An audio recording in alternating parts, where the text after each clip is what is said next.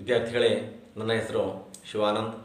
ನಾನು ಶ್ರೀ ಸಿದ್ದರಾಮೇಶ್ವರ ಪ್ರೌಢಶಾಲೆ ಚಿಕ್ಕಜಾಜೂರು ಇಲ್ಲಿ ಕಾರ್ಯವನ್ನು ನಿರ್ವಹಿಸುತ್ತಿದ್ದೇನೆ. ವಿದ್ಯಾರ್ಥಿಗಳೇ, ನೀವು ಕಳೆದ ತರಗತಿಯಲ್ಲಿ 10ನೇ ತರಗತಿಯ ಇತಿಹಾಸ ವಿಭಾಗದ 2ನೇ ಅಧ್ಯಾಯ ಬ್ರಿಟಿಷ್ ಆಳ್ವಿಕೆ ವಿಸ್ತರಣೆ ಈ ಒಂದು ಪಾಠದ ಬಗ್ಗೆ ಅಧ್ಯಯನವನ್ನು ಮಾಡ್ತಾ ಇದ್ರಿ. ಇಲ್ಲಿ ಭಾರತದಲ್ಲಿ ಇಂಗ್ಲಿಷರು ಬಕ್ಸಾರ್ ಮತ್ತು ಪ್ಲಾಸಿ ಕದನಗಳ ನಂತರ ಭಾರತದ ಪೂರ್ವ ಭಾಗದಲ್ಲಿದ್ದಂತಹ ಒರಿಸ್ಸಾ, ಬಿಹಾರ್ ಮತ್ತು ಬಂಗಾಳಗಳ ಮೇಲೆ ಸಂಪೂರ್ಣವಾದಂತಹ ತಮ್ಮ ಒಂದು ಅಧಿಕಾರವನ್ನು ಸಾಧಿಸಿದರು. ಜೊತೆಗೆ ಆ ಪ್ರದೇಶಗಳನ್ನು ತಮ್ಮ ಹಿಡಿತಕ್ಕೆ ತೆಗೆದುಕೊಂಡು ತಮ್ಮ ವ್ಯಾಪಾರವನ್ನು ಅಲ್ಲಿ ಮುಂದುವರಿಸಿಕೊಂಡು ಹೋದರು. ಜೊತೆಗೆ ರಾಜಕೀಯ ನಿಯಂತ್ರಣವನ್ನು ಸಹಿತ ಸಾಧಿಸಿದರು. ಇನ್ನು ಅವರು ಭಾರತದ ಪಶ್ಚಿಮ ಭಾಗ ಮತ್ತು ದಕ್ಷಿಣ ಭಾಗದಲ್ಲಿ ತಮ್ಮ ಒಂದು ಅಧಿಕಾರವನ್ನು ಚಲಾಯಿಸಬೇಕಾಗಿತ್ತು. ವಿದ್ಯಾರ್ಥಿಗಳೇ, ಇಲ್ಲಿ ಪಶ್ಚಿಮ ಭಾಗದಲ್ಲಿ ಮತ್ತು ದಕ್ಷಿಣ ಭಾಗದಲ್ಲಿ ಅವರಿಗೆ ಪೈಪೋಟಿಯನ್ನು ನೀಡಿದಂತಹ ರಾಜಮನೆತನಗಳು ನಿಮಗೆ ಗೊತ್ತಾ? ಹೇಳಿ ನೋಡೋಣ.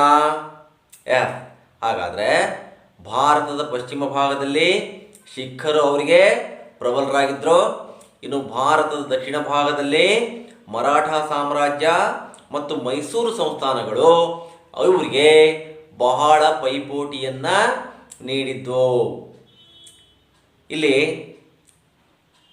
ಭಾರತದಲ್ಲಿ ಪಶ್ಚಿಮ ಭಾಗ ಮತ್ತು ದಕ್ಷಿಣದಲ್ಲಿ ತಮ್ಮ ಸಾಮ್ರಾಜ್ಯವನ್ನು ವಿಸ್ತಾರ ಮಾಡಲಿಕ್ಕೆ ಪ್ರಮುಖವಾದಂಥ 3 ಯುದ್ಧಗಳನ್ನು ಮಾಡಬೇಕಾಯ್ತು. ಅವರು 2 ಆಂಗ್ಲೋ ಸಿಖ್ ಯುದ್ಧಗಳು, 3 ಆಂಗ್ಲೋ ಮರಾಠ ಯುದ್ಧಗಳು, 4 ಆಂಗ್ಲೋ ಮೈಸೂರು ಯುದ್ಧಗಳನ್ನು ಮಾಡಿದರು.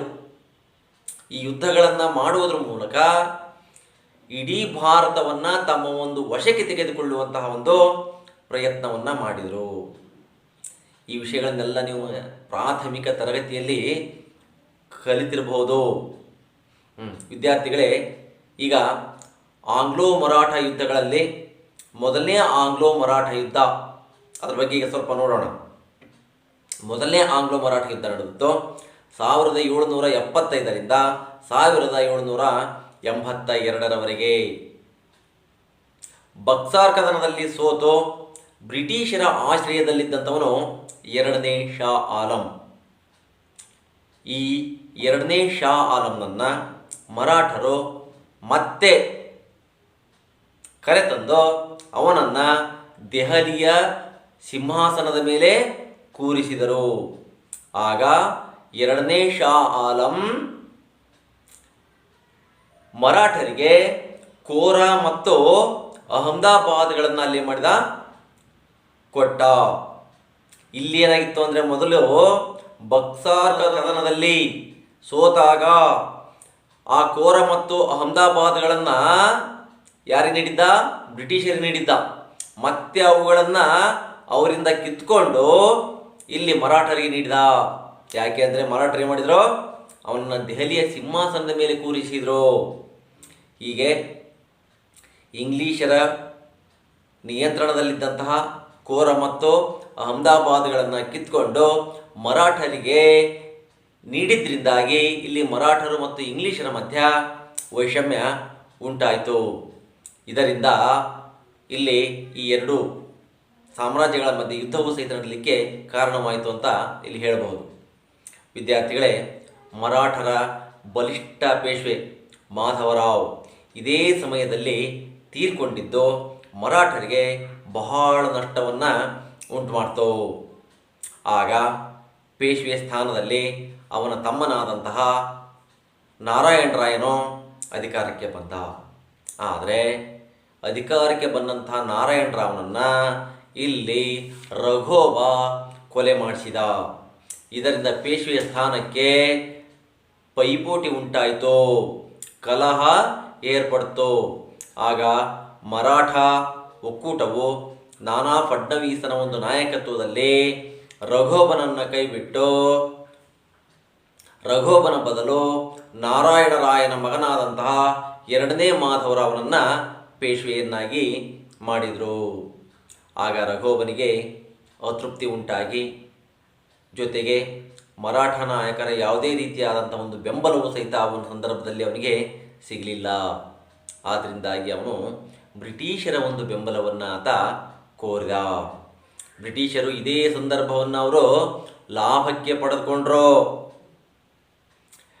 ಆಗ ಬ್ರಿಟಿಷರು ಮತ್ತು ಮರಾಠ ಒಕ್ಕೂಟಗಳ ನಡುವೆ 1775ರಿಂದ 1782ರವರೆಗೆ ಹಲವಾರು ಯುದ್ಧಗಳು ನಡೆದವು. ಆ ಯುದ್ಧಗಳಲ್ಲಿ ಆರಂಭದಲ್ಲಿ ಬ್ರಿಟಿಷರು ಯಶಸ್ಸನ್ನು ಸಾಧಿಸಿದರು. ಆದರೆ ಅಂತಿಮವಾಗಿ ಅವರು ಅಹಮದಾಬಾದನ್ನು ಕಳೆದುಕೊಳ್ಬೇಕಾಯಿತು. ಆಗ ಮರಾಠರು ಯುದ್ಧವನ್ನು ಮುಂದುವರಿಸಲಾರದೆ ಬ್ರಿಟಿಷರೊಂದಿಗೆ ಒಪ್ಪಂದವನ್ನು ಮಾಡಿಕೊಂಡ್ರು. ಆ ಒಪ್ಪಂದವೇ ಸಾಲ್ಬಾಯ್ ಒಪ್ಪಂದ. ಈ ಒಂದು ಒಪ್ಪಂದದ ಪ್ರಕಾರ 2ನೇ ಮಾಧವರಾವ್ನನ್ನು ಪೇಶ್ವೆಯನ್ನಾಗಿ ನೇಮಕ ಮಾಡಿದರು. ವಿದ್ಯಾರ್ಥಿಗಳೇ, ಇನ್ನು ಲಾರ್ಡ್ ವೆಲ್ಲಸ್ಲಿ ಮತ್ತು ಸಹಾಯಕ ಸೈನ್ಯ ಪದ್ಧತಿ ಬಗ್ಗೆ ನೋಡೋಣ. ವಿದ್ಯಾರ್ಥಿಗಳೇ, ಲಾರ್ಡ್ ವೆಲ್ಲಸ್ಲಿಯು ಗವರ್ನರ್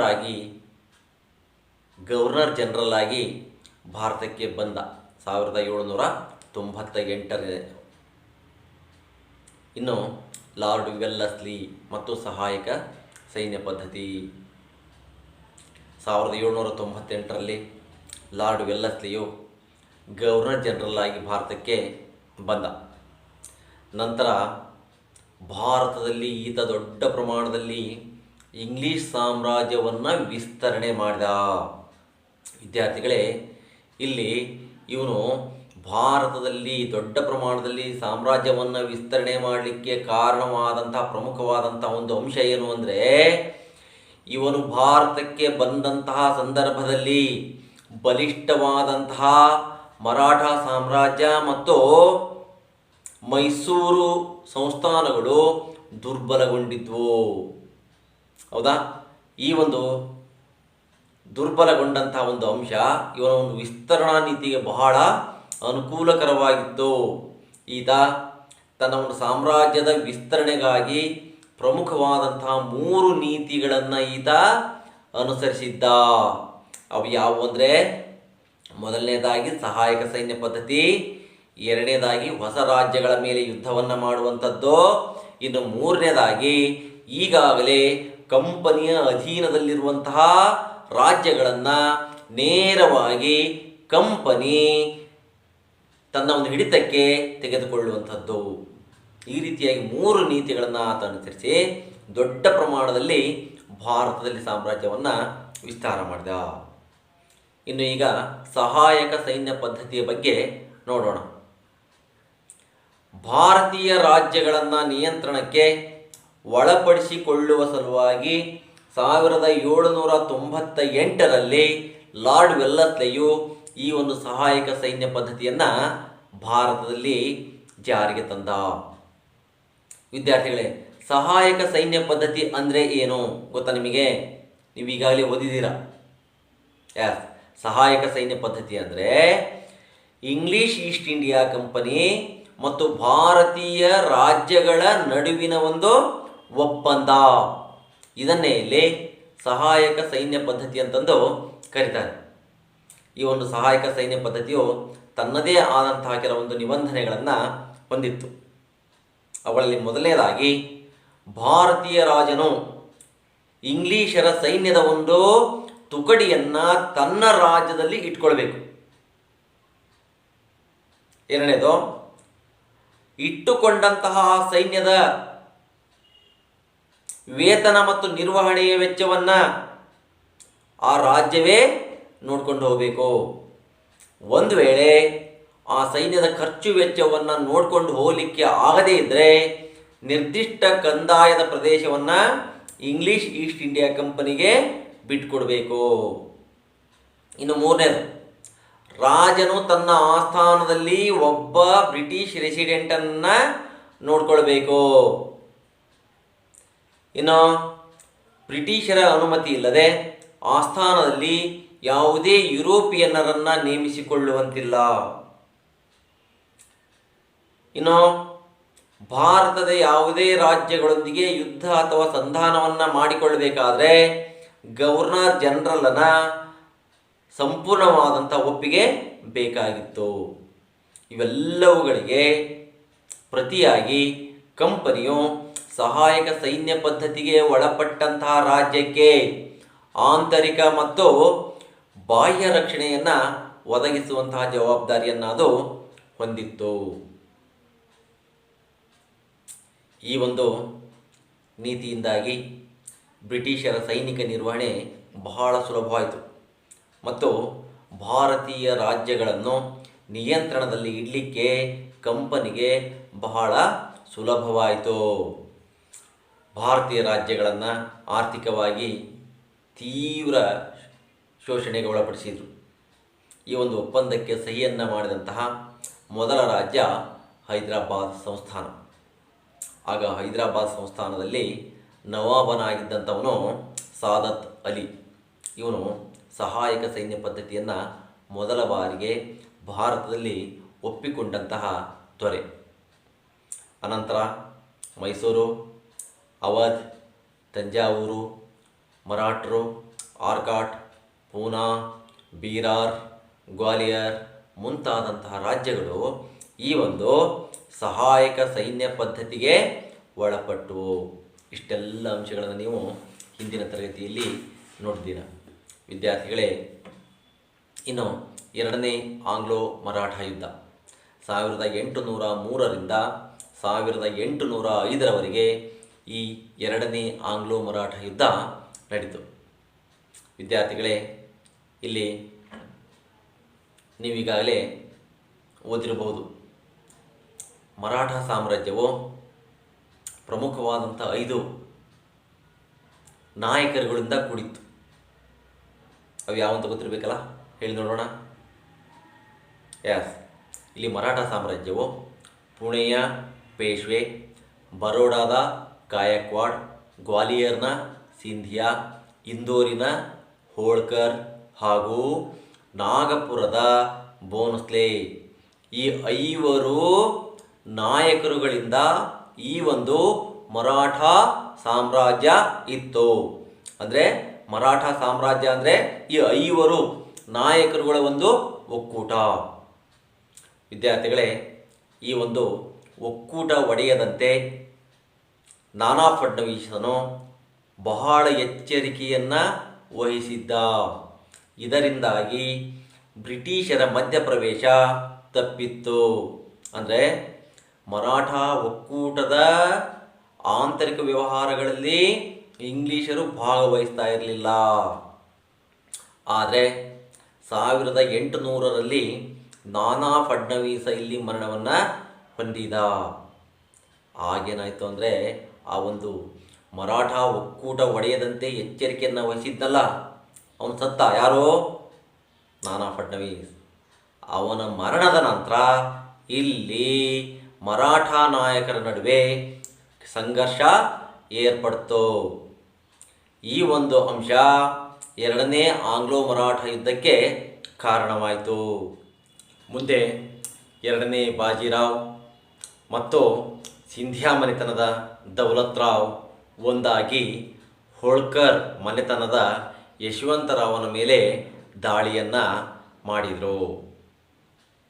ಆಗ 1802ರಲ್ಲಿ ಪುಣೆ ಹತ್ತಿರ ನಡೆದಂತಹ ಒಂದು ಯುದ್ಧದಲ್ಲಿ ಹೋಳ್ಕರ್ನ ಸೈನ್ಯವು ಸಿಂಧಿಯಾ ಮತ್ತು ಪೇಶ್ವೆ ಸೈನ್ಯವನ್ನು ಸೋಲಿಸ್ತು.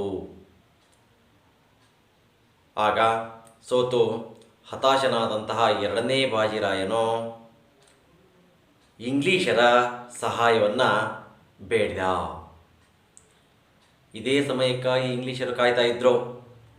ಆಗ ಲಾರ್ಡ್ ವೆಲ್ಲಸ್ಲಿ ಮರಾಠರ ಆಂತರಿಕ ವಿಚಾರದಲ್ಲಿ ಭಾಗವಹಿಸಲು ಅವಕಾಶವನ್ನು ಪಡೆದುಕೊಂಡ.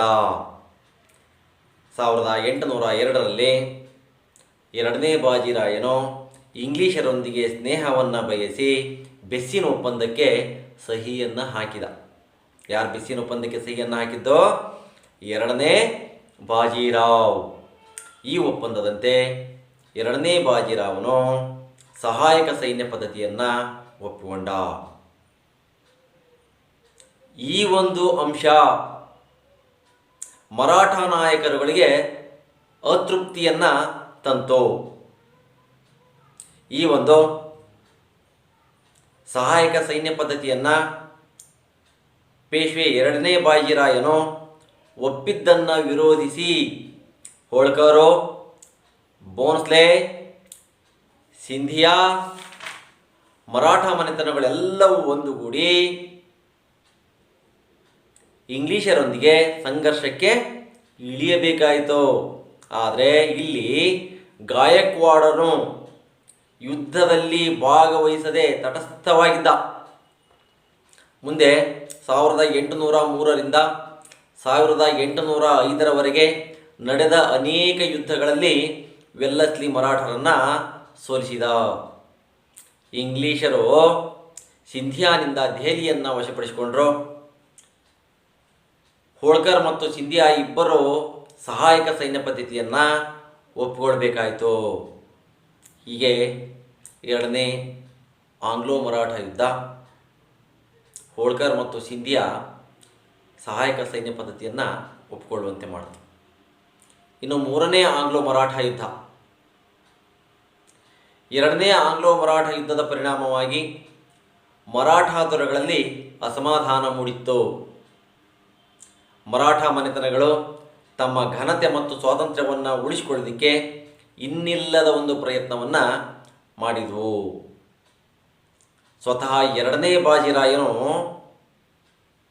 ಬಹಳ ಅಸಂತೃಪ್ತಿಯನ್ನು ಹೊಂದಿದ್ದ. ಇಂಗ್ಲಿಷರ ಬಗ್ಗೆ ಅವನಿಗೆ ಅಸಮಾಧಾನ ಇತ್ತು. ಇಂಗ್ಲಿಷರ ನಿಯಂತ್ರಣದಿಂದ ಹೊರಬರಲಿಕ್ಕೆ ಆತ ಹವಣಿಸ್ತಾ ಇದ್ದ. ಆಗ 2ನೇ ಬಾಜಿರಾವನು ಇಂಗ್ಲಿಷರ ವಿರುದ್ಧ ಹೋರಾಟವನ್ನು ಮಾಡಲಿಕ್ಕೆ ಮರಾಠರ ಎಲ್ಲ ನಾಯಕರನ್ನು ಒಟ್ಟುಗೂಡಿಸಲು ಪ್ರಯತ್ನಿಸಿ ಸ್ವಲ್ಪ ಮಟ್ಟಿಗೆ ಯಶಸ್ವಿಯೂ ಸಹಿತ ಆದ. ನಂತರ 1817ರಲ್ಲಿ ಪೂನಾದ ಬ್ರಿಟಿಷ್ ರೆಸಿಡೆನ್ಸಿಯ ಮೇಲೆ ದಾಳಿಯನ್ನು ಮಾಡಿ ಅದನ್ನು ಸುಟ್ಟು ಹಾಕಿದ. ಇದೇ ಸಮಯದಲ್ಲಿ ಎಲ್ಲ ಮರಾಠ ನಾಯಕರು ಇಂಗ್ಲಿಷರ ವಿರುದ್ಧ ದಂಗೆ ಎದ್ದರು. ಆಗ ನಾಗಪುರದ ಅಪ್ಪ ಸಾಹೇಬ್ ಮತ್ತು ಮಲ್ಹಾರ್ ರಾವ್ ಹೋಳ್ಕರ್ ಬ್ರಿಟಿಷರ ವಿರುದ್ಧ ದಂಗೆ ಎದ್ದು ಸೋಲನ್ನು ಅನುಭವಿಸಿದರು. ಅಂತಿಮವಾಗಿ ಪೇಶ್ವೆ 2ನೇ ಬಾಜಿರಾಯನು 1818ರಲ್ಲಿ ಕೋರೆಗಾಂವ್ ಮತ್ತು ಅಷ್ಟಿ ಯುದ್ಧಗಳಲ್ಲಿ ಸೋತು ಶರಣಾದನು. ಆಗ ಬ್ರಿಟಿಷರು ಪೇಶ್ವೆ ಹುದ್ದೆಯನ್ನು ರದ್ದುಗೊಳಿಸಿದರು. ಬಾಜಿರಾಯನಿಗೆ ವಿಶ್ರಾಂತಿ ವೇತನವನ್ನು ನೀಡಿ ಕಾನ್ಪುರದ ಬಳಿಯ ಬೀತೂರಿಗೆ ಅವನನ್ನು ಕಳುಹಿಸಿದರು. ಮುಂದೆ ನಾನಾ ಸಾಹೇಬನ ಸಾಮ್ರಾಜ್ಯವನ್ನು ಬ್ರಿಟಿಷ್ ಈಸ್ಟ್ ಇಂಡಿಯಾ ಕಂಪನಿಯು ಮುಂಬೈ ಪ್ರಾಂತ್ಯಕ್ಕೆ ವಿಲೀನಗೊಳಿಸಿಕೊಳ್ತು. ಹೋಳ್ಕರ್, ಸಿಂಧ್ಯಾ, ಬೋನ್ಸ್ಲೆ ಇವರೆಲ್ಲರೂ ಸಹಿತ ಸಹಾಯಕ ಸೈನ್ಯ ಪದ್ಧತಿಗೆ ಒಳಪಟ್ಟರು. ಮುಂದೆ ಇಂಗ್ಲಿಷರು ಸತಾರದಲ್ಲಿ ಶಿವಾಜಿ ವಂಶಸ್ಥ ಪ್ರತಾಪ ಸಿಂಹನನ್ನು ಮರಾಠರ ಸಾಂಪ್ರದಾಯಿಕ ಮುಖ್ಯಸ್ಥನನ್ನಾಗಿ ಮಾಡಿದರು. ಹೀಗೆ ಇಂಗ್ಲಿಷರು ಮರಾಠ ಸಾಮ್ರಾಜ್ಯವನ್ನು ಸಂಪೂರ್ಣವಾಗಿ ತಗ್ಗಿಸಿ ಅಲ್ಲಿ ತಮ್ಮ ಸಹಾಯಕ ಸೇನೆಗಳನ್ನು ಇಟ್ಟರು. ಹೀಗೆ ಮರಾಠರ ಎಲ್ಲ ಒಕ್ಕೂಟದವರು ಬ್ರಿಟಿಷರನ್ನು ಸಂಪೂರ್ಣವಾಗಿ ಅವಲಂಬಿಸುವಂತೆ ಮಾಡಿದರು. ಇನ್ನು ಬ್ರಿಟಿಷ್ ಅಧಿಕಾರದ ಕ್ರೋಢೀಕರಣ 1818ರಿಂದ 1857ರವರೆಗೆ ಭಾರತದಲ್ಲಿ ಬ್ರಿಟಿಷರು ಎಲ್ಲ ಪ್ರದೇಶಗಳನ್ನು ಗೆದ್ದುಕೊಳ್ಳುವಂತಹ ಒಂದು ಕಾರ್ಯವನ್ನು ಸಾಧಿಸಿದರು. ಈ ಅವಧಿಯಲ್ಲಿ ಪಂಜಾಬ್, ಸಿಂಧ್, ಅವಧ್ ಮುಂತಾದಂಥ ಅನೇಕ ಸಣ್ಣ ಪುಟ್ಟ ರಾಜ್ಯಗಳನ್ನು ಗೆದ್ದು ತಮ್ಮ ಅಧೀನಕ್ಕೆ ತೆಗೆದುಕೊಂಡರು. ವಿದ್ಯಾರ್ಥಿಗಳೇ, ಇನ್ನು ಆಂಗ್ಲೋ ಸಿಖ್ ಯುದ್ಧಗಳು. ಪಂಜಾಬಿನ ಸಿಂಹ ಎನ್ನುವಂಥ ಒಂದು ಖ್ಯಾತಿಯನ್ನು ಪಡೆದಂತಹ ರಣಜಿತ್ ಸಿಂಗನು ಚಿಕ್ಕವನಾಗಿದ್ದಾಗಲೇ ಸಿಡುಬು ರೋಗದಿಂದಾಗಿ ತನ್ನ ಎಡಗಣ್ಣನ್ನು ಈತ ಕಳೆದುಕೊಂಡಿದ್ದ. ತನ್ನ 12ನೇ ವಯಸ್ಸಿನಲ್ಲಿಯೇ ಸುಖರ್ ಚಾಕಿಯಾ ಎನ್ನುವಂಥ ಒಂದು ಪಂಗಡದ ಮುಖ್ಯಸ್ಥನಾಗಿದ್ದ. ಭಾರತದ ಮೇಲೆ ಕಾಬೂಲಿನ ದೊರೆ ಜಮಾನ್ ಶಾನು ದಾಳಿಯನ್ನು ಮಾಡಿದಾಗ ಜಮಾನ್ ಶಾನಿಗೆ ರಣಜಿತ್ ಸಿಂಗನು ಸಹಾಯವನ್ನು ಮಾಡಿದ್ದ. ಈ ಒಂದು ಸಹಾಯವನ್ನು ಮಾಡಿದ್ದರಿಂದಾಗಿ 1798ರಲ್ಲಿ ಲಾಹೋರನ್ನು ನೀಡಿ ಅದನ್ನು ರಾಜನನ್ನಾಗಿ ಮಾಡಿ ರಾಜ ಎನ್ನುವಂಥ ಒಂದು ಬಿರುದನ್ನು ಜಮಾನ್ ಶಾ ಇಲ್ಲಿ ರಣಜಿತ್ ಸಿಂಗನಿಗೆ ನೀಡಿದ. ಮುಂದೆ 1802ರಲ್ಲಿ ಅಮೃತ್ಸರ ಮತ್ತು 1806ರಲ್ಲಿ ಲೂಧಿಯಾನ ಪ್ರದೇಶಗಳನ್ನು ಈತ ಗೆದ್ದುಕೊಂಡ ನಂತರ ಈತ ಇಂಗ್ಲೀಷರೊಂದಿಗೆ ಸಂಘರ್ಷಕ್ಕೆ ಇಳಿದ. ಮುಂದೆ ಇಂಗ್ಲೀಷರು ಸಟ್ಲೇಜ್ ನದಿಯ ಹೊರಗಿನ ಪ್ರದೇಶಗಳನ್ನು ವಶಪಡಿಸಿಕೊಂಡರು. ಆಗ ರಣಜಿತ್ ಸಿಂಗನು ಇಂಗ್ಲೀಷರೊಡನೆ ಸಂಘರ್ಷಕ್ಕೆ ಇಳಿದ.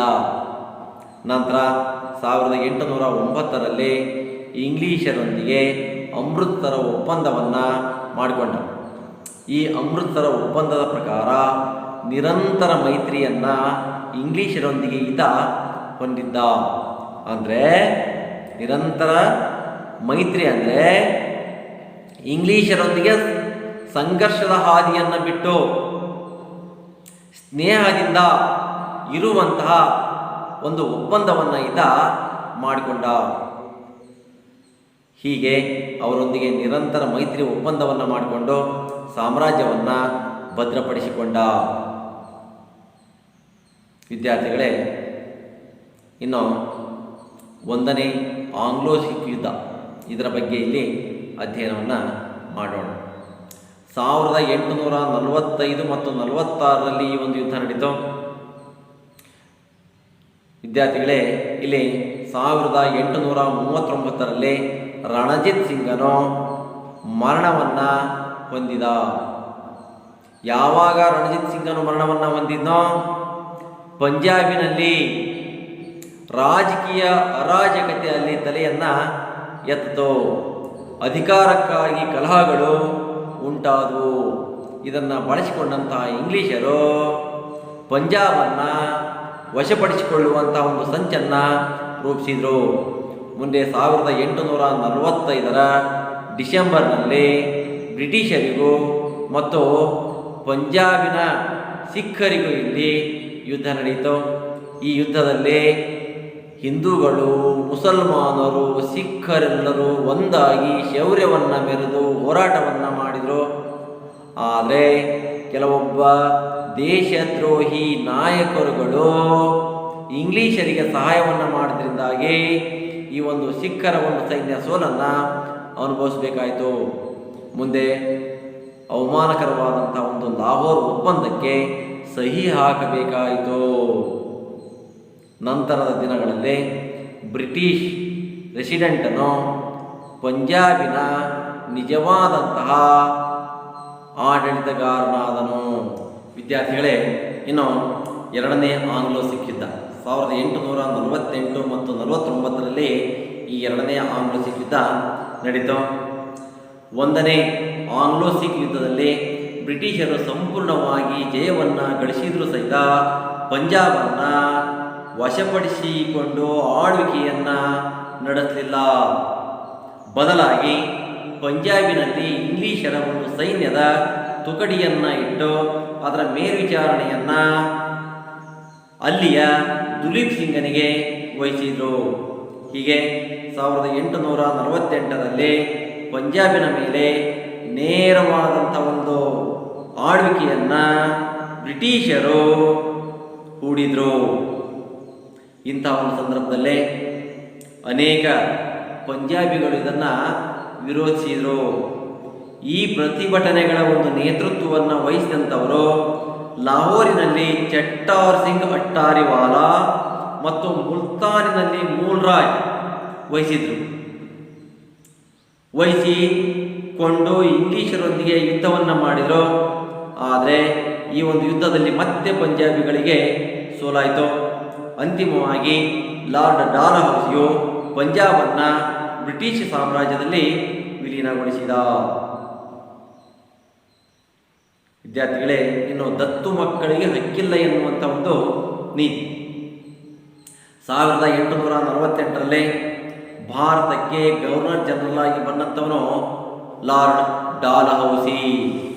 ವಿದ್ಯಾರ್ಥಿಗಳೇ, ಇವನು ಭಾರತದ ಎಲ್ಲ ದೇಶೀಯ ಸಂಸ್ಥಾನಗಳನ್ನು ಒಂದುಗೂಡಿಸುವಂತಹ ಅಂತಿಮವಾದಂಥ ಒಂದು ಪ್ರಯತ್ನವನ್ನು ಈತ ಮಾಡಿದ. ಡಾಲ್ಹೌಸಿಯು ಭಾರತದಲ್ಲಿ ಇಂಗ್ಲಿಷ್ ಸಾಮ್ರಾಜ್ಯವನ್ನು ವಿಸ್ತರಿಸಲು ಅನುಸರಿಸಿದ ನೀತಿಯೇ ದತ್ತು ಮಕ್ಕಳಿಗೆ ಹಕ್ಕಿಲ್ಲ ಎನ್ನುವಂಥ ಒಂದು ನೀತಿ. ಈ ನೀತಿಯ ಪ್ರಕಾರ ಯಾವನೇ ಒಬ್ಬ ಭಾರತೀಯ ರಾಜನು ಮಕ್ಕಳಿಲ್ಲದೆ ಮೃತನಾದರೆ ಅವನು ತೆಗೆದುಕೊಂಡಿದ್ದಂತಹ ದತ್ತುಪುತ್ರನಿಗೆ ಉತ್ತರಾಧಿಕಾರದ ಹಕ್ಕು ಇರಲಿಲ್ಲ. ಆಗ ಆ ಸಾಮ್ರಾಜ್ಯವನ್ನು ಬ್ರಿಟಿಷರು ತಮ್ಮ ವಶಕ್ಕೆ ತೆಗೆದುಕೊಳ್ತಾ ಇದ್ರು.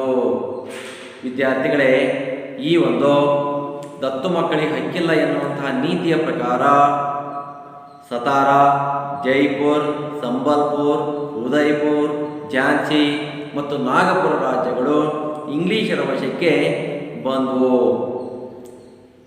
ವಿದ್ಯಾರ್ಥಿಗಳೇ, ಇಲ್ಲಿ ಡಾಲ್ಹೌಸಿಯು ಈ ರಾಜ್ಯಗಳ ರಾಜರಿಗೆ ಮಕ್ಕಳು ಇಲ್ಲದಿರುವುದನ್ನು ಮೊದಲೇ ಅರಿತುಕೊಂಡಂತಹ ಗವರ್ನರ್ ಜನರಲ್ಲು ಈ ನೀತಿಯನ್ನು ರಾಜಕೀಯ ಅಸ್ತ್ರವನ್ನಾಗಿ ಜಾರಿಗೊಳಿಸಿದ. ವಿದ್ಯಾರ್ಥಿಗಳೇ, ಡಾಲ್ಹೌಸಿಯು ತಡೆಯಿಲ್ಲದ ರಾಜ್ಯಾಕ್ರಮಣದ ಒಂದು ನಡೆಯಿಂದಾಗಿ ಭಾರತೀಯ ರಾಜರು ಮಾತ್ರವಲ್ಲ, ಅವರ ಬಗೆಗೆ ಸಹಾನುಭೂತಿಯುಳ್ಳ ಜನವರ್ಗವೂ ಸಹಿತ ಬ್ರಿಟಿಷರ ವಿರುದ್ಧ ಮೇಲೆದ್ದು ನಿಂತಿತು. ಮಡುಗಟ್ಟಿದ ಆಕ್ರೋಶ ಮತ್ತು ರಾಜಾಭಿಮಾನದ ಕಿಚ್ಚು ಬ್ರಿಟಿಷ್ ಪ್ರಭುತ್ವದ ವಿರುದ್ಧ ದಂಗೆ ಏಳುವಂತೆ ಮಾಡಿತು.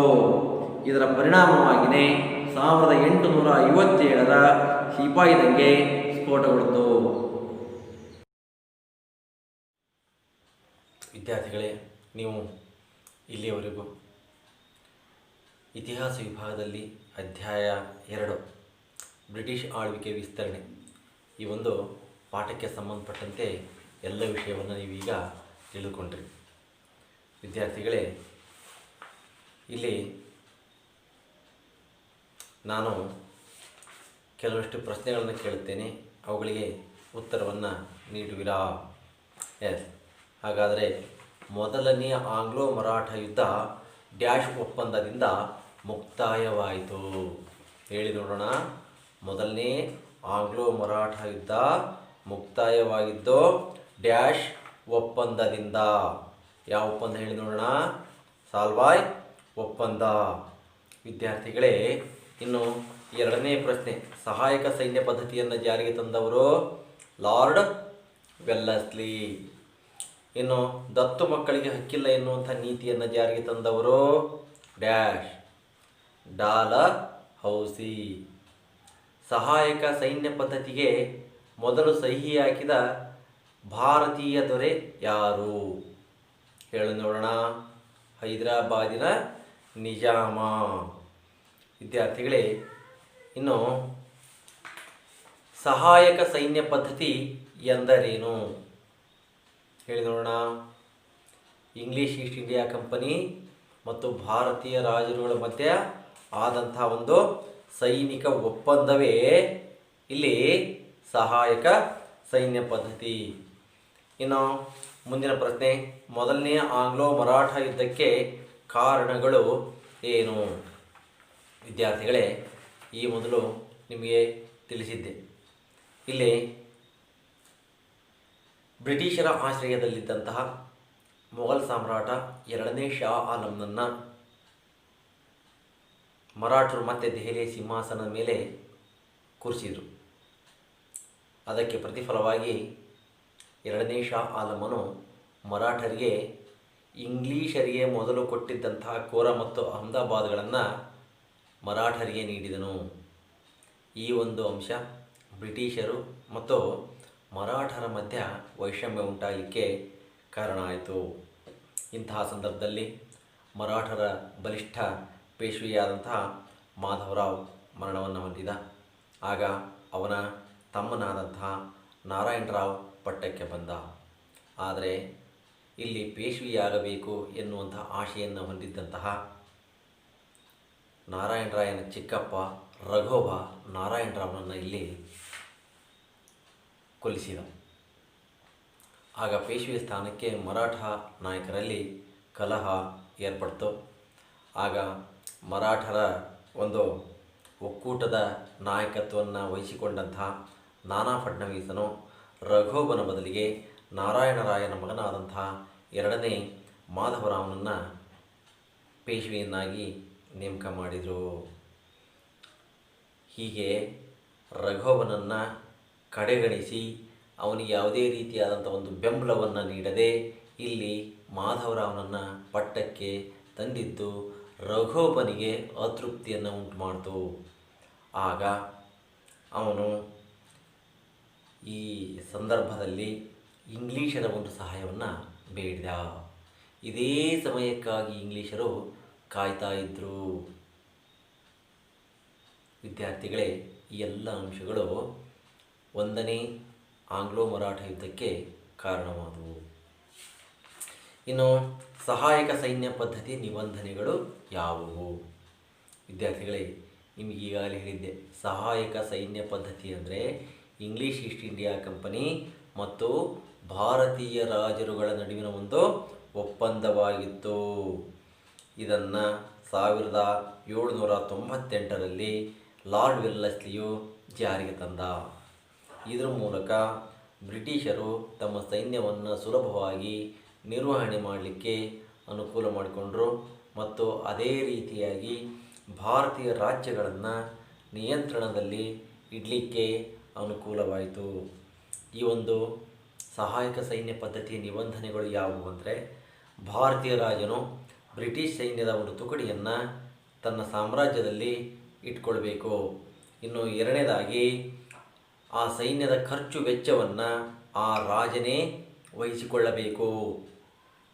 ಆ ಖರ್ಚು ವೆಚ್ಚವನ್ನು ಸಹಾಯಕ ಸೈನ್ಯ ಪದ್ಧತಿಗೆ ಒಳಪಟ್ಟಂತಹ ರಾಜ ನಿರ್ವಹಿಸಲಿಕ್ಕೆ ಸಾಧ್ಯವಾಗದೇ ಇದ್ದರೆ ನಿರ್ದಿಷ್ಟ ಕಂದಾಯ ಪ್ರದೇಶವನ್ನು ಇಂಗ್ಲೀಷರಿಗೆ ಬಿಟ್ಟುಕೊಡಬೇಕಾಗಿತ್ತು.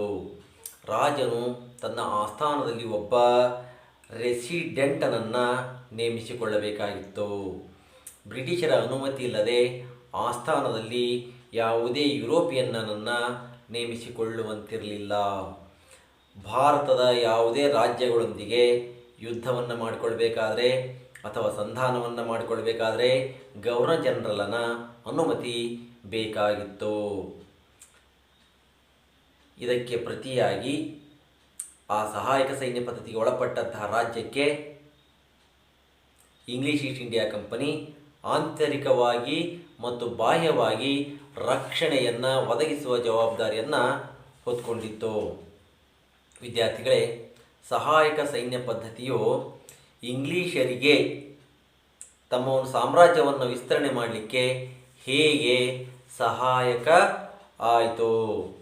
ವಿದ್ಯಾರ್ಥಿಗಳೇ, ಈ ಒಂದು ವಿಸ್ತರಣಾ ನೀತಿಯನ್ನು ಅಂದರೆ ದತ್ತು ಮಕ್ಕಳಿಗೆ ಹಕ್ಕಿಲ್ಲ ಎನ್ನುವಂಥ ನೀತಿಯ ಮೂಲಕ ಭಾರತದಲ್ಲಿ ಸಾಮ್ರಾಜ್ಯವನ್ನು ವಿಸ್ತರಣೆ ಮಾಡಿದಂಥವರು ಲಾರ್ಡ್ ಡಾಲ್ಹೌಸಿ.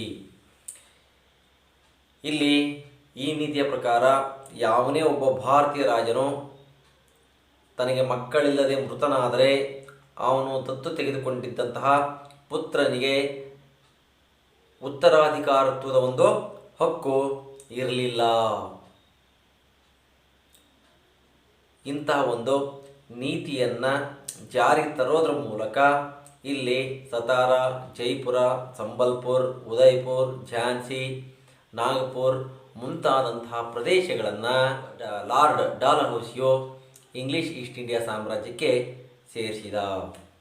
ವಿದ್ಯಾರ್ಥಿಗಳೇ, ಈ ರೀತಿಯಾಗಿ ಈ ಒಂದು ದತ್ತು ಮಕ್ಕಳಿಗೆ ಹಕ್ಕಿಲ್ಲ ಎನ್ನುವಂಥ ನೀತಿ ಭಾರತದಲ್ಲಿ ಇಂಗ್ಲೀಷ್ ಈಸ್ಟ್ ಇಂಡಿಯಾ ಕಂಪನಿಯ ಸಾಮ್ರಾಜ್ಯ ವಿಸ್ತರಣೆಗೆ ಇದು ಬಹಳ ಸಹಾಯಕ ಆಯಿತು. ವಿದ್ಯಾರ್ಥಿಗಳೇ, ಇಷ್ಟೆಲ್ಲ ಅಂಶಗಳನ್ನು ನೀವು ಕಲಿತುಕೊಂಡ್ರಿ. ಇನ್ನು ಈ ಒಂದು ಪಾಠಕ್ಕೆ ಸಂಬಂಧಪಟ್ಟಂತೆ ಒಂದಿಷ್ಟು ಗೃಹ ಪಾಠವನ್ನು ನೀಡ್ತಾ ಇದ್ದೀನಿ. ವಿದ್ಯಾರ್ಥಿಗಳೇ, ಮೊದಲನೇ ಪ್ರಶ್ನೆ, ಎರಡನೆಯ ಆಂಗ್ಲೋ ಮರಾಠ ಯುದ್ಧದ ಬಗ್ಗೆ ಟಿಪ್ಪಣಿಯನ್ನು ಬರೆಯಿರಿ. ಇನ್ನು ಎರಡನೇ ಪ್ರಶ್ನೆ, ಆಂಗ್ಲೋ ಸಿಖ್ ಯುದ್ಧಗಳ ಬಗ್ಗೆ ಟಿಪ್ಪಣಿಯನ್ನು ಬರೆಯಿರಿ. ಇನ್ನು ಮೂರನೇ ಪ್ರಶ್ನೆ, ಸಹಾಯಕ ಸೈನ್ಯ ಪದ್ಧತಿಯು ಇಂಗ್ಲಿಷರಿಗೆ ಭಾರತದಲ್ಲಿ ತಮ್ಮ ಸೈನ್ಯವನ್ನು ನಿರ್ವಹಣೆ ಮಾಡುವಂಥದ್ದು ಸುಲಭವಾಯಿತು ಮತ್ತು ಭಾರತೀಯ ರಾಜ್ಯಗಳನ್ನು ನಿಯಂತ್ರಣದಲ್ಲಿ ಇಡಲಿಕ್ಕೆ ಸಾಧ್ಯವಾಯಿತು. ಈ ಹೇಳಿಕೆಯನ್ನು ಸ್ಪಷ್ಟಪಡಿಸಿ. ವಿದ್ಯಾರ್ಥಿಗಳೇ, ಇನ್ನು 1 ಅಂಕದ ಪ್ರಶ್ನೆಗಳಿಗೆ ನಿಮಗೆ ಗೃಹಪಾಠವನ್ನು ನೀಡ್ತಾ ಇದ್ದೀನಿ. ವಿದ್ಯಾರ್ಥಿಗಳೇ, ಇಲ್ಲಿ ಮೊದಲ ಪ್ರಶ್ನೆ, ಮೊದಲ ಆಂಗ್ಲೋ ಮರಾಠ ಯುದ್ಧ ಯಾವ ಒಪ್ಪಂದದಿಂದ ಮುಕ್ತಾಯವಾಯಿತು? ಸಹಾಯಕ ಸೈನ್ಯ ಪದ್ಧತಿಗೆ ಸಹಿಯನ್ನು ಹಾಕಿದ ಮೊಟ್ಟ ಮೊದಲ ದೇಶೀಯ ದೊರೆ ಯಾರು? ಇನ್ನು ಮೊದಲ ಆಂಗ್ಲೋ ಸಿಖ್ ಯುದ್ಧ ಯಾವ ಒಪ್ಪಂದದಿಂದ ಮುಕ್ತಾಯವಾಯಿತು?